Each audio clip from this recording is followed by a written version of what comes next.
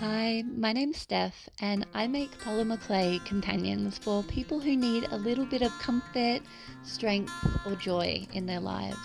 I started making these after a conversation with one of my closest friends. When I got off the phone, I realized I was really missing that human connection, and I wanted to give back. So I created my first piece to give to her as a gift.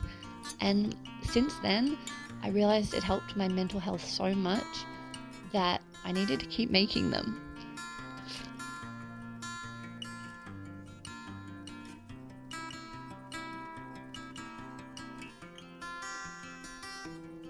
I've been working with polymer clay since I was a child, since about 8 years old. Here's some of my first creations, which I'm quite proud of, I must say. I've been lucky enough to be asked to make personalised doggos. I love hearing about the pet's story and their life. And all of them I have given away because I wanted to give back to those people who have meant so much to me, who have supported me throughout the years. But I realised that more and more people were reaching out to me, and I thought I need to make these companions more accessible to the general public. So I decided that I would open my own little Etsy store, and no, it's not open yet. It actually opens in August. I'm a little bit nervous, but I think it will be okay.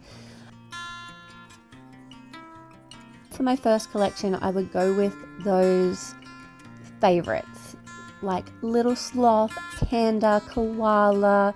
I think I've got a sun bear. I've got a capybara, and they're going to be part of the Gentle Forest collection. And then I've also got another collection, which is those homely, cozy animals, and that will have cats, doggos. I'd like to do some guinea pigs and bunnies, maybe even a frog or a duck.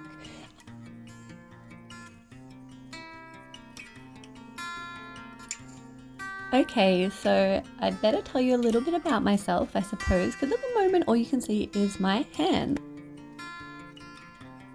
I am from Melbourne, Australia. I live out on a farm with my 2 kiddos, and we have some alpacas and a goat and some sheep. You may have actually seen the goat on my Instagram page. He's kind of our little mascot. And speaking of my Instagram page, if you're not already following me, I would love it if you could pop over, find me at ClayCompanion, give me a follow, and maybe even send me a message letting me know an animal that you really resonate with that you think would make a beautiful companion.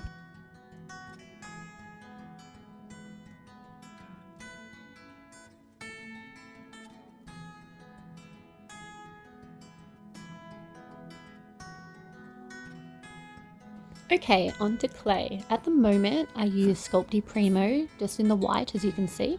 I found that works best for me because I enjoy painting the clay once it's baked with acrylic paints. I found this is the best way for me to kind of meld or blend the colors together. As for tools, I mostly use my hands. Sometimes I use that little blue tool you would have seen, which is kind of a silicone soft tip tool, or I use this spatula knife to do some small details, but that's about it. As you can see in this clip, I'm actually struggling with the sloth's toes, working out what I want to do. Some of the sloth images had 3 toes, some had 2, and it was just kind of a big fail.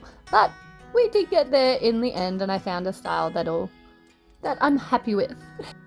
I saw other clay artists using a maker's mark on the bottom of their work, and I loved that. So I finally found this, which is in fact a little goat. It's a sign for Capricorn, I think, in the set that I purchased it in, and it's for leather work. You actually use a hammer and hammer it into leather, but I just loved it. It was the perfect size. So that's my little maker's mark on the bottom of each companion at the moment. It might change in the future. So here's me doing the painting, and I'll let you know now, it's a messy process. I think whenever you see artwork that's not finished, that's in the process, you could say it looks like it's painted by a 4-year-old. I do make multiples of the same character. However, as they are handmade, I can work as hard as I can to get them similar, and the paint is as similar as possible. So to the untrained eye, they probably look very much the same. However, to me, I know this one has the cutest little nose, and that one has the best paint job. And that one, when I was doing the stamping, it was a little bit more to the side than I would have liked. But I don't put them up on the website unless I am entirely happy with them, and I would be happy to receive them myself. The layer of gloss allows me to easily wipe off the eyes if I do make a mistake or the eyes appears asymmetric. And then once the eyes are completely dry, I can put the second coat on.